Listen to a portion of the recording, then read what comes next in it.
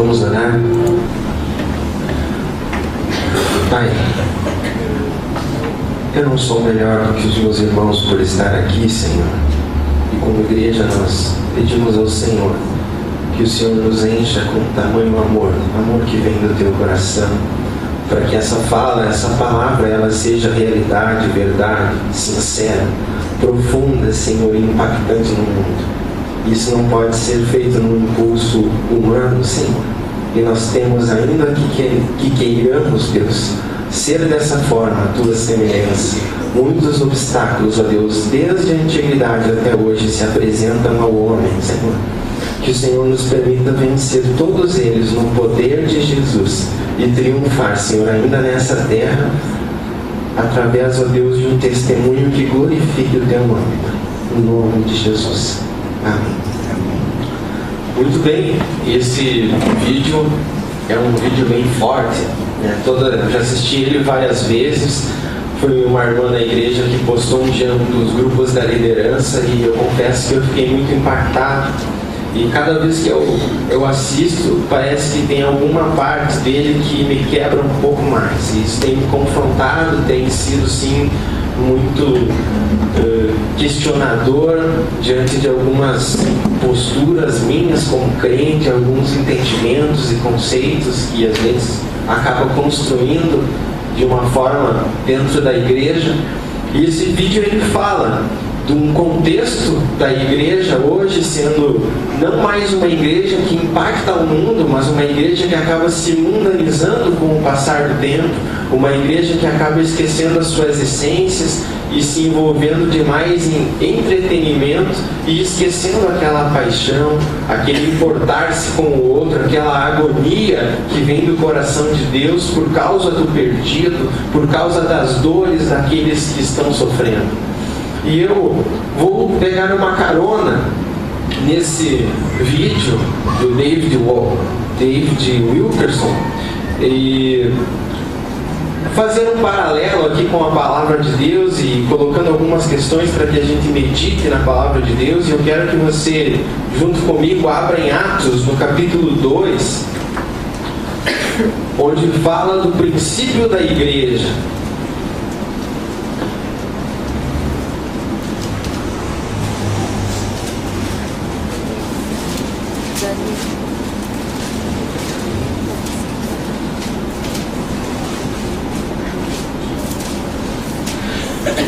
Atos, capítulo 2, a partir do versículo 36. Pedro está concluindo uma palavra, uma pregação após o Pentecostes e diz assim no verso 36: portanto, saiba com certeza todo o Israel, que a este Jesus a quem vós crucificastes, Deus o fez Senhor e Cristo. Ouvindo a eles isto, afligiram-se em seu coração e perguntaram a Pedro e os demais apóstolos: que faremos, irmãos? Pedro disse-lhes: arrependei-vos e cada um de vós seja batizado em nome de Jesus para perdão dos pecados e recebereis o dom do Espírito Santo. Vamos ficar por aqui no primeiro momento. Eu quero só ilustrar esse pano de fundo aqui. Acontece no princípio da igreja. E quando eu falo princípio da igreja, não estou falando da igreja da Assembleia de Deus, da igreja católica, da primeira igreja batista ou da batista gaúcha. Eu estou falando da primeira igreja bíblica de Jesus Cristo, do princípio da igreja de Deus a partir de Jesus, com a vinda, com o realizar da promessa do Espírito Santo através dos apóstolos. Nesse contexto aqui, as pessoas estavam tentando discernir o que estava acontecendo, pois diz a palavra que línguas de fogo, o vento impetuoso, a nuvem estava sobre a cabeça dos apóstolos e eles profetizavam, eles falavam em línguas estranhas, manifestando algo sobrenatural. E o fato é que as pessoas estavam questionando o que está acontecendo. E Pedro, então, ele começa a dizer e relembrar através da palavra, a profecia, a vinda de Jesus, e ele está dizendo para os judeus, para os israelitas, ele está dizendo para o povo de Deus, na conclusão da sua fala, ele está dizendo o seguinte: portanto, saiba com certeza, todos vocês, ele está dizendo, todo Israel, que a este Jesus, a quem vós crucificastes, Deus o fez Senhor em Cristo. Você sabe o que significa para um judeu se converter a Jesus? Significa ele reconhecer o seu pecado. Significa ele reconhecer que ele crucificou o Filho de Deus, que era o Salvador das suas vidas. A palavra fala nos evangelhos que Jesus, quando faleceu, muitos se afastaram batendo no peito, como quem diz, a justiça foi feita, né? Maior somos nós do que esse aí que está morrendo. Pedro, que ironia, né?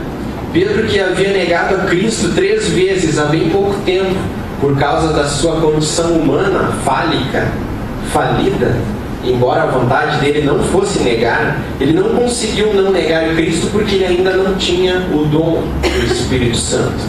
Agora vejam bem, no verso 13, alguns zombavam, no entanto Pedro com ousadia se levanta e bota essa palavra para derreter, e ele diz assim: vocês são culpados, vocês são merecedores da morte eterna, vocês são merecedores do inferno.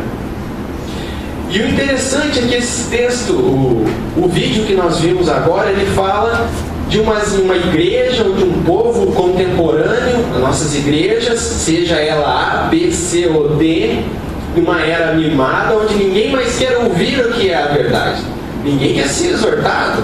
Seja exortado pelo líder do seu ministério e depois me diz como é que é. Muitas vezes é mais fácil você trocar de igreja do que você tratar a causa, do que você realmente fazer o que é certo. Hoje todas as pessoas falam em ser feliz, mas não importa a qualquer preço. Eu vou viver a minha verdade, mesmo que não importa, vá para o inferno, segundo a palavra de Deus, anda como quer. O fato é que essa palavra, no verso 37, diz assim, ouvindo eles isto, afligiram-se. Aflição, agonia, angústia, dor profunda. Pesquisando um pouco, perguntei para o Enéas, que na Bíblia dele tem umas notas e os comentários com as palavras no original, e aqui onde tem essa parte, diz, ouvindo eles isso, afligiram-se em seu coração, diz, e a palavra transpassando-lhe o coração. Transpassou-se, transpassar o coração. Pegou no fundo, pegou na alma. Significa que esse Pedro agora, com o dom do Espírito Santo, ele profetiza uma palavra, que é aquela que a Bíblia diz que esmiuçam as rochas, que faz a pedra retornar a ser pó. Aquela palavra que separa juntas e medulas, que não volta vazia, que esquadrinha a alma. Essa palavra é dita com essa verdade, ou até mesmo com tamanha veemência, diante de um povo que crucificou Jesus, a ponto deles afligirem-se e caírem-se em si. Aqui existe uma angústia que leva a um arrependimento, porque a palavra revela os seus pecados. Aqui está um grande milagre, um mistério. Se eu fosse dar um título para essa mensagem, eu diria que são 3 aspectos de uma transformação genuína. E o primeiro deles é o arrependimento, porque quando a pessoa está cheia de si, ela não se arrepende, ela não pergunta, e agora o que faremos? Ela sabe o que é, ela sabe o que tem que fazer, ela já é dona da verdade, ela já está sabendo todos os seus caminhos, mas aqui diz que essa agonia, essa aflição, essa palavra que transpôs o coração, alcançou a alma daquelas pessoas. A agonia, a aflição, ela pode levar a 2 caminhos. Ela pode levar você a se suicidar, como é o caso que acontece com muitas pessoas que, às vezes têm depressão, por ignorância, porque não encontram a palavra de Deus, alguém que pregue a verdade, acabam tomando um caminho diferente. acabam querendo satisfazer a angústia da sua alma em entretenimento, em pecados, em coisas, em emoções pequenas. Mas a angústia dessa palavra, do ponto de vista positivo, ela vem a levar o homem a um arrependimento, a vida, a uma transformação que vem por meio do Espírito Santo. Foi o que nós cantamos aqui, né? E assim perceber a grandeza do poder de Jesus, meu bom pastor. Eu gostaria de dizer o seguinte: esse é o primeiro ponto, o primeiro aspecto de uma transformação genuína. Existe presença verdadeira de arrependimento. Não existe religiosidade. Existe uma entrega. Existe uma consciência da sua nudez, da sua fragilidade. E aí, quando essas pessoas caem em si, nós vamos chegar num segundo aspecto, onde no verso 38, Pedro responde a pergunta deles: o que faremos, irmãos, então agora, diante dessa culpa que nos aflige, então, essa revelação do nosso pecado? Pedro disse-lhes: arrependei-vos e cada um de vós seja batizado em nome de Jesus Cristo para perdão dos pecados e recebereis o dom do Espírito Santo. A palavra, ou essa angústia que esquadrinha a alma, ou que alcança a alma das pessoas, ela convida as pessoas a um arrependimento e também a um batismo. E esse batismo, ou baptismo, ou mergulho, imersão, né, nada mais é do que um mergulho, uma imersão no ser de Deus, no Espírito Santo, um mergulho no Senhor. Não existe nada melhor do que ser amigo de Deus, mas essa música fala de uma forma meio poética, amigo de Deus. A realidade é que Deus quer que nós habitemos em Deus e Ele habite em nós. A gente fala assim: ó Deus, vem inundarmos com Tua glória. Se Deus viesse me inundar com a glória dele, hoje Ele me fulminaria. E cada um de nós provavelmente da mesma forma. Nós somos transformados aos poucos, e esse batismo, ou essa imersão no ser de Deus, ela resulta no segundo aspecto, que é uma mudança de comportamento, uma mudança de estilo de vida. O segundo aspecto de uma fé, de uma transformação genuína, é o primeiro, o arrependimento. O segundo é uma mudança de hábitos. É algo que vai no fundo da alma, que vem de dentro para fora, que brota do caráter, que vem restaurar o vaso de dentro para fora.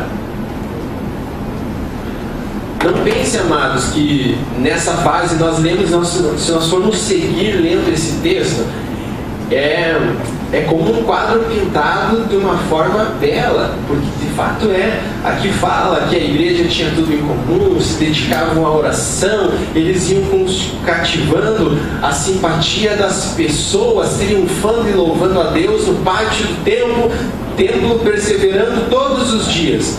Mas não pense que havia ausência de lutas, porque o ser humano daquela época, o homem é o mesmo que o de hoje. Naquela época havia sim uma falsa idolatria, um excesso de religiosidade, sim.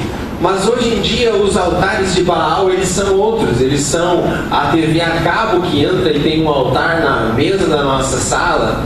Ele é um celular como esse que você carrega no bolso o seu, como é que eu posso dizer ali, o santinho, a escultura do deus Baal no bolso, que toma o lugar da tua oração, da tua adoração a Deus no teu dia a dia, que prostitui teus dons e faz você ver pornografia, que perverte a sua vida. Então hoje os altares, eles são diferentes, e nós somos chamados a uma mudança de comportamento, a não sermos tão ósseos, a não vivermos com tanto entretenimento, como falou o pregador no vídeo, mas a termos uma vida no altar de Deus, a sermos transformados ao ponto de nos importarmos com o outro, de sentirmos a dor do outro.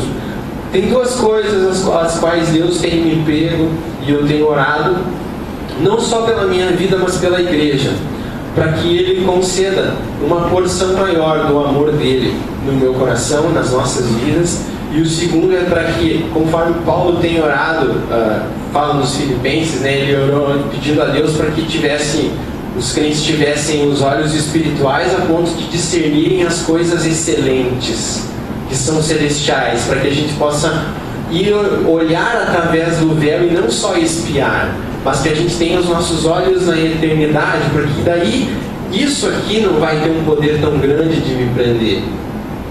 Se o meu júbilo, a minha satisfação e o gozo para a minha angústia estiverem em coisas celestiais, no Espírito Santo, imerso, nadando de braçada no oceano do Espírito Santo, a minha vida vai ser transformada de uma maneira diferente. O homem dessa época não era diferente, a igreja nem tinha nascido. No verso 13 do capítulo 2, aos que zombavam e menosprezavam e atiravam mentiras sobre a igreja que estava se formando. Diz o verso 13: outros, porém, zombando, diziam: estão embriagados.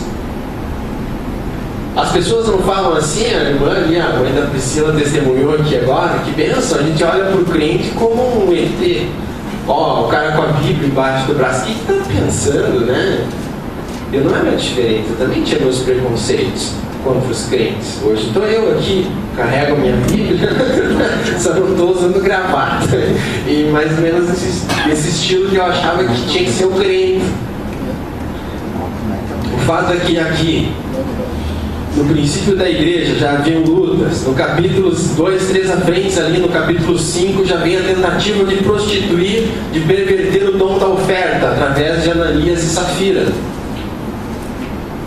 Você que tem dons e talentos para servir o Senhor, que ministra aqui, que ministra no serviço, na recepção interna, pode ficar até quietinho lá, não aparece muito, mas saiba que o inimigo quer perverter aquilo que Deus colocou de bom para você. Mas enfim, o fato é que nós somos chamados por uma angústia, ou por uma revelação da verdade que nos causa angústia, para um arrependimento verdadeiro, para uma mudança de comportamento. E dentro dessa mudança de comportamento, nós somos chamados a perseverar. No verso 42 diz assim: e perseveravam na doutrina dos apóstolos. Perseverança na comunhão, no partir do pão e orações. Perseveravam. Verso 46 diziam assim: perseverando unânimes, em unidade, todos os dias. Não era só no domingo, era todos os dias. Partindo o pão em casa, comiam juntos com alegria e sinceridade de coração. Nós somos chamados a uma mudança de comportamento, mas não é para ser algo de forma oscilante. Deus não é oscilante, o Espírito Santo não é. A palavra nos permite um escape sempre. E eu estou falando isso não é para apontar o dedo para você. Tem áreas na minha vida que eu também não consigo vencer, e Deus está tratando. Mas eu desejo, eu me esforço, eu faço com todas as forças. Eu estou falando isso, se você está sendo inconstante no seu testemunho, saiba que isso não engrandece o nome de Deus, não é digno, e também é comprometedor para aqueles que já conhecem, já experimentaram do Senhor. Cada um tem as suas dores, mas a minha palavra aqui é uma angústia, no sentido de uma aflição, no sentido de chamá-los a um compromisso contínuo, verdadeiro, genuíno, a um batismo que expresse na sua vida um testemunho para a glória de Deus. Diz: olha, esse é um homem de Deus, uma mulher de Deus imerso no Senhor. Não é perfeito, é assim, tem aquele outro problema, mas no geral nós vemos um homem de Deus que se consagra, que busca, que quer andar com o Senhor, quer ser amigo de Deus. E o terceiro aspecto é o impacto do mundo. Arrependimento, um batismo verdadeiro, uma mudança de vida, uma mudança de comportamento que expressa transformação. E o terceiro aspecto é o impacto do mundo. David Wilkerson falou no vídeo que ele vê mais do mundo impactando e entrando para dentro da igreja do que a igreja impactando o mundo. Esse texto fala aqui, louvando a Deus, no verso 47, caindo na graça de todo o povo, todos os dias acrescentava o Senhor à igreja aqueles que iam sendo salvos. A gente faz 6 anos, mais ou menos, ou 7, que eu escuto falarem aqui na igreja sobre o Salmo 133, que é o quão bom e agradável que os irmãos vivam em unidade ou em união. A gente falou, recitou, teve vezes que foi falado, e eu vejo que aqui existe uma igreja bíblica, que não é a A, a B ou a C, como eu disse, mas é a igreja de Jesus Cristo. É o princípio da igreja, é a essência da igreja, e é como diz no Salmo, é uma condição para que Deus ordene a bênção da vida para sempre, para que as pessoas sejam acrescidas com verdade, como diz aqui, com sinceridade de coração. Aquele que não é sincero se ilude, é o joio no meio do trigo. Nessa época aqui havia fulminações, Ananias e Safira caíram duros, as pessoas temiam.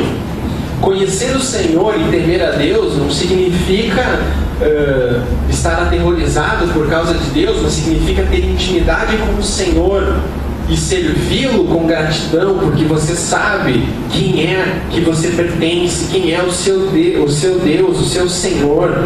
Verso 43 diz assim, em cada alma havia temor. Lembra? A palavra que transpassou os corações alcançou a alma. E aquelas pessoas que se arrependeram e mudaram realmente a sua vida, não, vamos nos converter então, a direção é para cá agora. A estas pessoas tornaram-se conhecidas de Deus, amigos do Senhor. A estas pessoas o Senhor se revela aos poucos, quando nós fechamos a porta para clamar, para orar, para chorar, até para reclamar muitas vezes da vida. Mas o Senhor se mostra e aos poucos você vai vendo que até mesmo em momentos difíceis Ele se revela para a nossa vida. Ele se mostra um Deus de amparo, um Deus de sustento e coloca para nós essa esperança.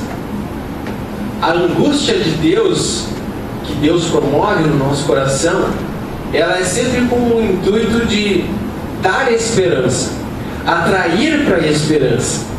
E a minha esperança hoje, depois de tudo que já passei até então, nesses 8 anos como crente em Jesus, eu anseio por viver uma unidade verdadeira na igreja. E eu tenho visto, eu nunca vi, falei na vigília que foi uma bênção, eu disse, eu nunca vi a nossa igreja tão consolidada, porque as pessoas que estavam assim, numa mesma sintonia, no mesmo espírito, numa mesma unidade, e é comum você ver, tem gente que eu nem conheço, não sei nem o nome, que é um monte de gente nova, eu sou péssimo para guardar nome, e eu vejo às vezes, tá no louvor aqui, a gente está adorando, aí o cara tá clamando lá no canto, eu nem sei o nome dele, mas eu me sinto com ele num só, eu digo, glória a Deus, Senhor, não sei o que ele está pedindo lá, mas seja ele com ele, Deus. Às vezes a gente está aqui junto e diz, que bom ir adorar, né? O João falou assim, estou cansado, mas a alegria no meu coração, o júbilo de adorar junto com os irmãos é maior do que a fadiga do meu corpo, é maior do que o meu cansaço. Unidade, eu vejo que Deus está tratando de ajustar esse aspecto hoje no nosso coração como Igreja Batista Terra Nova. Agora eu estou falando da nossa igreja. Eu percebo isso, eu não sei como que é para você, mas eu tenho visto um trabalho que começou lá atrás, nos nossos corações. Mas existe algo que às vezes a gente esquece, e eu gostaria de finalizar, porque hoje o culto se estendeu um pouco mais, né? O tempo já voou. Mas eu gostaria de dizer o seguinte, amados, que nós esquecemos que a Bíblia diz que Jesus nos amou. Jesus obedeceu à vontade do Pai. E a Bíblia diz que aquele que ama o Senhor obedece os seus princípios, os seus preceitos. Jesus obedeceu a Deus e nos amou. Nós somos chamados a entregar sacrifícios vivos, a nos consagrarmos a Deus. Verso 41 diz: os que de bom grado receberam. Ele não está falando daquelas pessoas que se rebelam, que faccionam a igreja, que criticam o seu líder, o seu pastor. O texto está falando que os de bom grado não questionavam tanto, e não é porque o povo de Deus não tem que ter voz. A Bíblia nos orienta a conhecermos a palavra para não pecarmos por ignorância. Mas esse aspecto se diz a rebeldia. Aqueles que batiam no peito e se retiravam de diante do Senhor, e não se prostravam, e não se arrependiam. Aqueles que talvez sentiam remorso, ou que se iludiam olhando televisão, como falou o pregador. Nós vivemos um tempo estranho, onde ninguém quer ser exortado e muito menos confrontado. Que dirá então quantas pessoas de bom grado vão se ofertar para o Senhor? Às vezes eu fico pensando. Eu confesso que esse ano de 2016, para mim e para minha família, foi um dos mais intensos, no sentido de desafios, provas, desde o nascimento do Estevão. Quem acompanhou sabe como foi. Só que em tudo, pelo menos em tudo que eu consigo perceber, eu vi Deus se movendo, e eu vi Ele transformando maldições em bênçãos, e eu nunca pensei que o vaso que fosse trincado, ele pudesse ser refeito. Eu sempre pensei, vai dar para botar uma cola ali. Estou falando isso do meu relacionamento familiar, tá? Não é com a minha esposa, não é com os familiares, que envolve sogro, sogra, pai, mãe. Eu achava que isso ia ser remediado, né, diante das circunstâncias. E eu não sei como explicar e nem como descrever para vocês, mas Deus refaz o vaso. Deus faz um vaso novo, sem trincas. Ele pode. E hoje eu vejo várias áreas da minha vida que estão trincadas, fragilizadas ou ainda com buracos.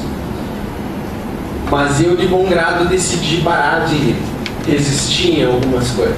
Eu resolvi, assim como Cristo se pôs na cruz, porque Ele não foi colocado, Ele se deitou sobre a cruz.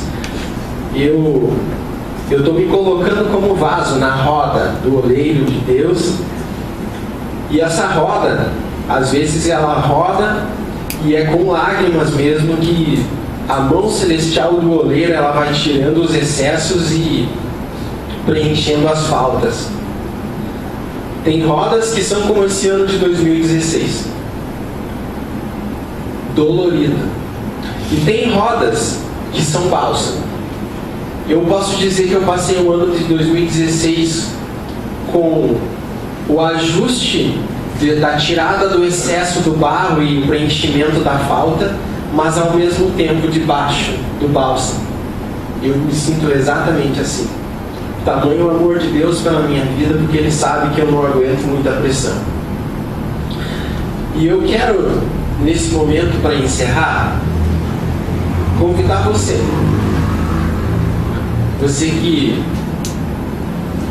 um dia se afligiu, um dia reconheceu o seu pecado com verdade, um dia até começou a andar num testemunho de conversão, mas que não chegou a sofrer uma transformação de acordo, que não chegou ainda a alcançar uma unidade na igreja, e aí eu acredito que é o nosso caso, mas eu não vou chamar ninguém aqui na frente.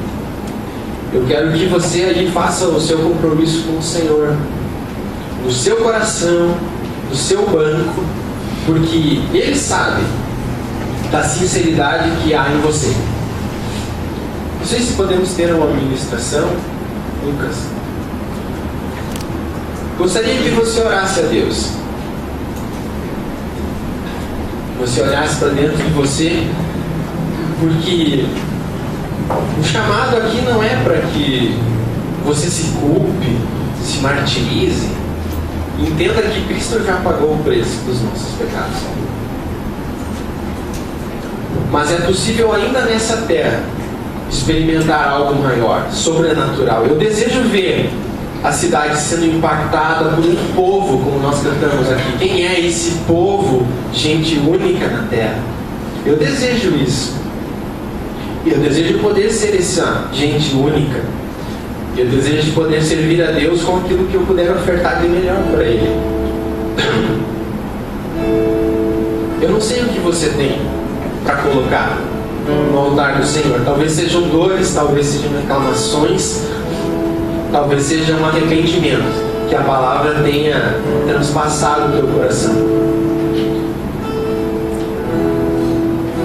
Mas saiba que, como falou o pregador, é da angústia que vem a vida. O Espírito Santo, ele é poderoso para fazer um vaso novo, para restaurar, para preencher faltas. Mas ele não faz nada sem o seu consentimento.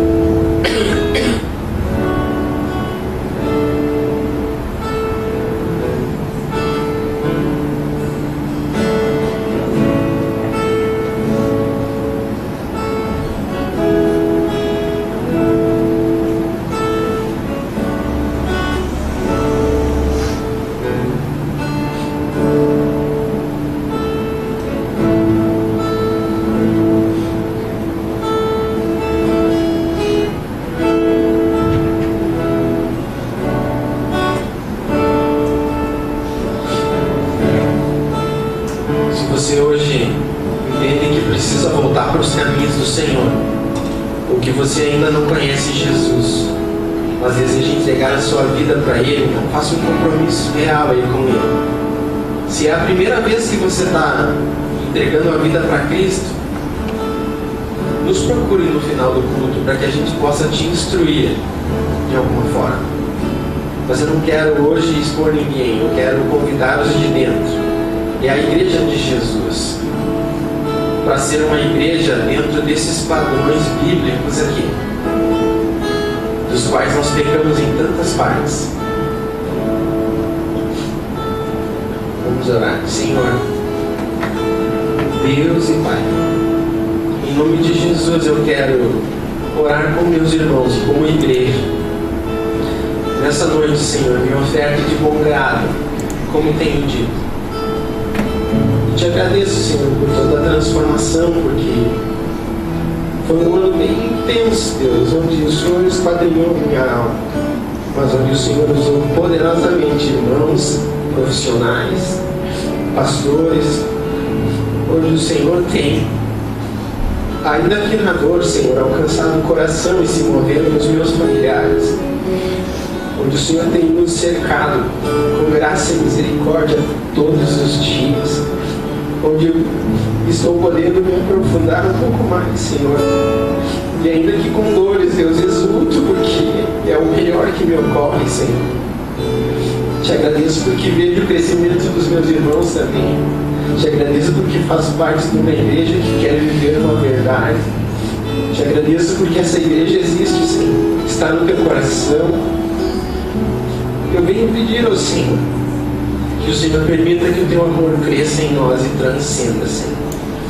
Que essa verdade que existe em ti, Senhor, ainda que a dor do perdido, que vai realmente incomodar o nosso coração, mas vai impactar o mundo, Senhor. O mundo vai conhecer o teu coração através de um povo unido, um povo unânime, que persevera unânime, Deus. Pai, olha para dentro do coração desses que junto comigo confessam com verdade, Senhor. Confessam com sinceridade a sua vida e se depositam na roda do oleiro, sabendo que o Senhor é Deus amoroso, que o teu amor é o melhor e que o Senhor trata com carinho, Deus, com respeito, com doçura aqueles que são Deus, Pai. Muito obrigado, Deus, por essa palavra no meu coração em primeiro lugar, e também por poder aqui te servir e compartilhar aquilo que de melhor o Senhor tem feito nas nossas vidas, Senhor. Em nome de Jesus. Amém.